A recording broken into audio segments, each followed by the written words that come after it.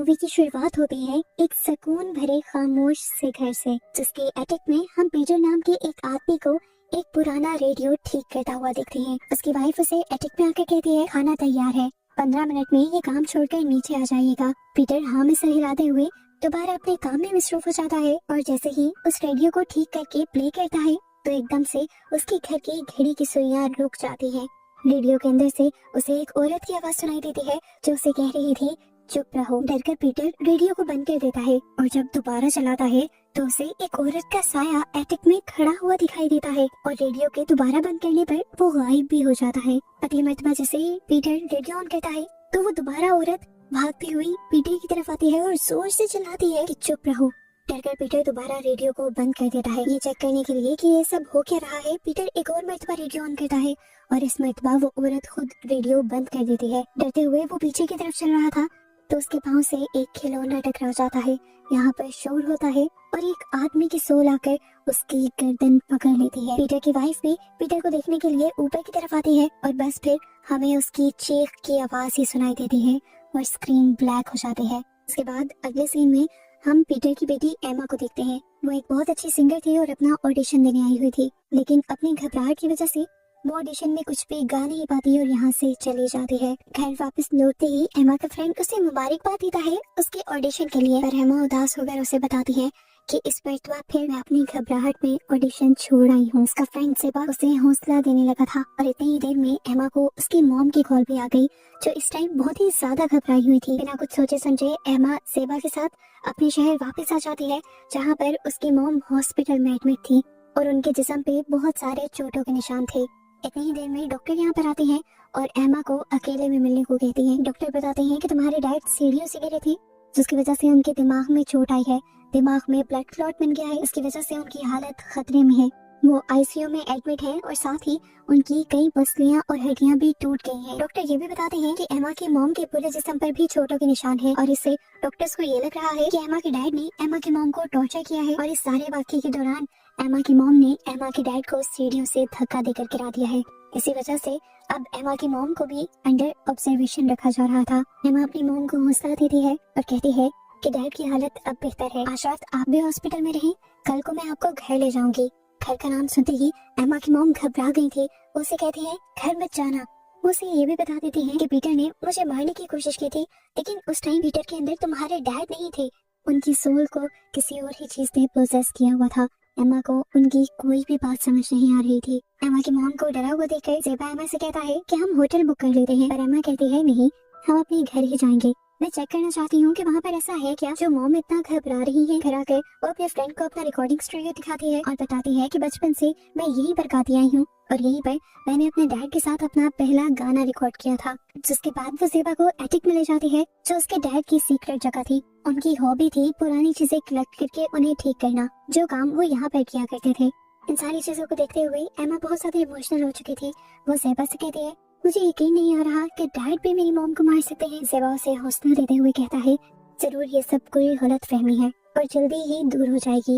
ये कहकर वो नीचे डिनर बनाने के लिए चला जाता है। इसके बाद वहाँ का टाइपराइटर खुद चलने लगता है और उस पर हेल्प लिखा हुआ आ जाता है। अब ज़ेबा भी घबरा कर एमा को बुलाता है और ये लोग देखते हैं कि उनके घर में मौजूद हर खाने पीने की चीज खराब हो चुकी है। एमा को लगा था कि शायद उनकी मॉम ने काफी अर्सा पहले ये चीजें खरीदी होंगी। अब ज़ेबा खाना लेने के लिए चला जाता है तो एमा रिकॉर्डिंग सुनने लग जाती है। एकदम से उसकी रिकॉर्डिंग बंद हो जाती है। घर का टाइम पहले की तरह ही रुक जाता है और घर सन्नाटे में डूब जाता है। ऊपर पड़ा वो रेडियो चलने लग जाता है और यहाँ एमा के लगाए हुए हेडफोन्स के अंदर आवाज आती है चुप रहो, वो आ रहा है। एमा हेडफोन्स उतार देती है तो उसे रेडियो की आवाज आती है जिसे जब वो एटिक में जाकर बंद करने ही वाली थी तो उससे पहले ही एक औरत की सोल ने उस रेडियो को बंद कर दिया और एमा बुरी तरह डर गई।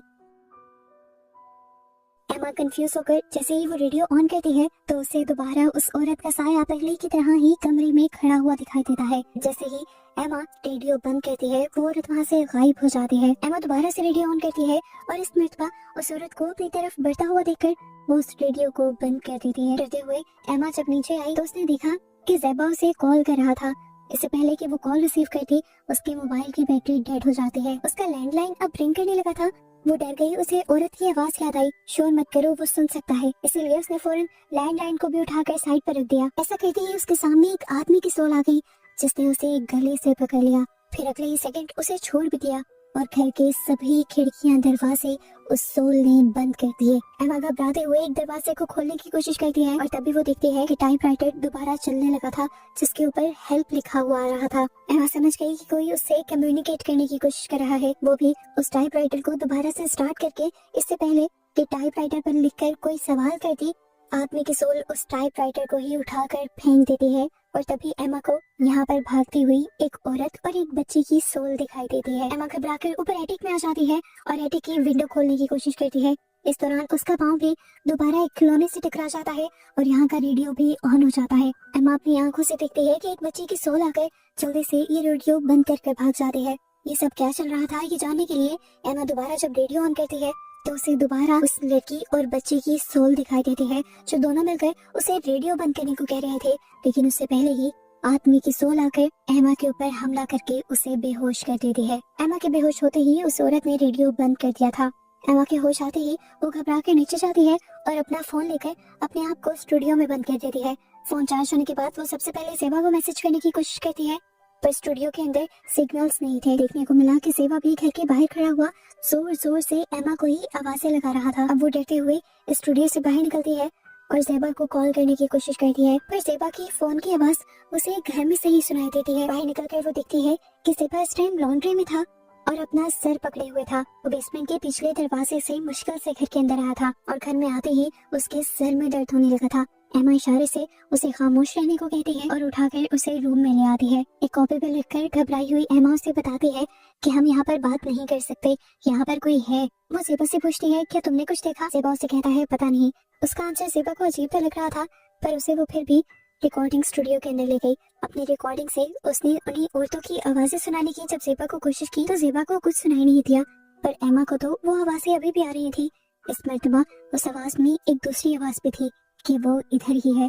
कि सुनते ही एमा घबरा जाती है और जैसे ही पीछे देखती है तो ज़ेबा गायब हो चुका था वहाँ से। वो बाहर आई तो ज़ेबा लिविंग रूम में था और अजीब क्रीपी तरीके से रॉकिंग चेयर पर झूल रहा था। इसी चेयर के पीछे उसे वो औरत भी नजर आती है जो उसे खामोश रहने का इशारा करते हुए गायब हो जाते हैं। अब एमा जब ज़ेबा के पास जाती है तो ज़ेबा की एक आंख हम सफेद हुई दिखती है, जिसका मतलब था कि ज़ेबा को भी उस आदमी की सोल ने पोजेस कर लिया था। और अब ज़ेबा एमा के ऊपर हमला करने लगता है, उसका गला दबाने लगता है तो ज़ेबा उसके जिस्म पर टांग मारकर अपने आप को छुड़वा लेती है। डरते हुए एमा अब एटिक में आ गई थी। उसके एटिक में आते ही दोबारा रेडियो चल जाता है और एक लड़की आकर एमा को धक्का दे देती है और उसके गिरने पर वो एक दूसरी ही दुनिया में पहुंच जाती है। दूसरी दुनिया का एक घर बिल्कुल उन्हीं के घर जैसा था। असल में वो बच्ची वियन दिखा रही थी एमा को अपनी पुरानी लाइफ का। उसकी मॉम उसे चुप रहने को कह रही थी क्योंकि अभी कुछ देर बाद उसके डैड घर आने वाले थे, जिनको उन दोनों की आवाजें पसंद नहीं थी।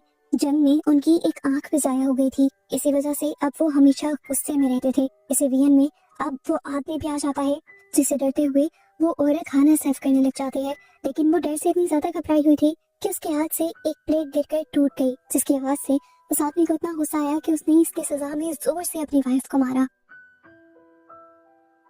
वो बच्ची जो ये सब देख रही थी, डरते हुए वो जब पीछे हुई तो उसके हाथ से वो रेडियो गिर गया, जो रेडियो इस टाइम एमा के घर पर था। रेडियो के चलते ही उस आदमी का गुस्सा बढ़ने लगा। उस बच्ची ने रेडियो को बंद करने की भी कोशिश की, लेकिन रेडियो बंद नहीं हुआ। इस गुस्से में उस आदमी ने अपनी वाइफ का गला घोटकर उसे मारने की कोशिश की, जिसे बचाने के चक्कर में जब उसकी बेटी उसके सामने आई तब तक उसकी मॉम मर चुकी थी। बच्ची ने भी एक छुरी उसके दिल में स्टैब कर दी थी और इस दौरान उस आदमी ने अपनी बेटी का गला पकड़ा हुआ था और मरने से पहले वो अपनी बेटी को मार कर मरता है। और ये सब देखते हुए एमा जोर जोर से चिल्लाते हुए रोने लग जाती है।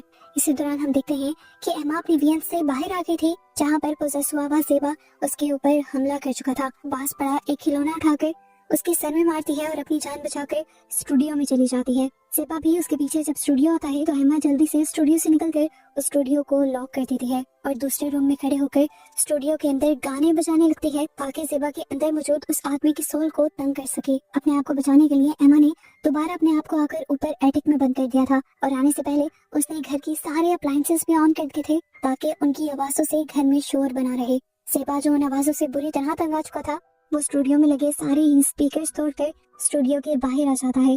यहाँ तक कि एटिक के अंदर भी आ जाता है।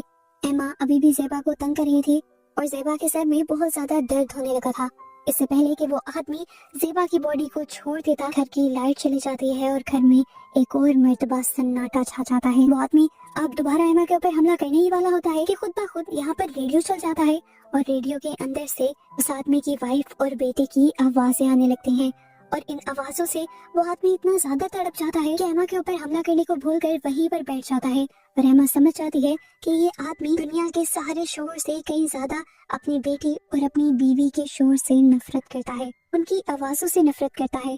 इसी दौरान अब वो लड़की और बच्ची भी एमा के सामने आ जाती है और एमा का हाथ पकड़ लेती है। वो दोनों इतनी जोर से चिल्लाती है कि आदमी तड़प जाता है। इनको देखते हुए एमा भी इनके साथ जोर से चिल्लाने लग जाती है कि ये पूरा घर शोर से गूंज उठता है, हिलने लग जाता है। इस शोर से तंग आकर आखिर वो आदमी ज़ेबा की बॉडी को भी छोड़कर बाहर निकल आता है और इस शोर से तंग आकर यहाँ से चला जाता है। उसके यहाँ से जाते ही उसकी वाइफ और बेटी की भी सोल्स यहाँ से गायब हो चुकी थी। एमा समझ गई थी कि उनकी सोल्स भी अब अपनी असली जगह पर पहुँच गई हैं, यानी हेवन में चली गई हैं, जहाँ पर उन्हें होना चाहिए था। ज़ेबा भी अब वापस ठीक हो गया था और अब एमा उसे गले लगा लेती है। कुछ दिन गुजरते हैं, घर का माहौल ठीक हो जाता है। एमा के मॉम डैड भी ठीक होकर घर वापस आ जाते हैं और ये लोग कुछ दिन एंजॉय करते हैं। और इस दौरान एमा की मॉम एमा से कहती है, उस दिन जिसने मुझे मारा वो तुम्हारे डैड नहीं थे।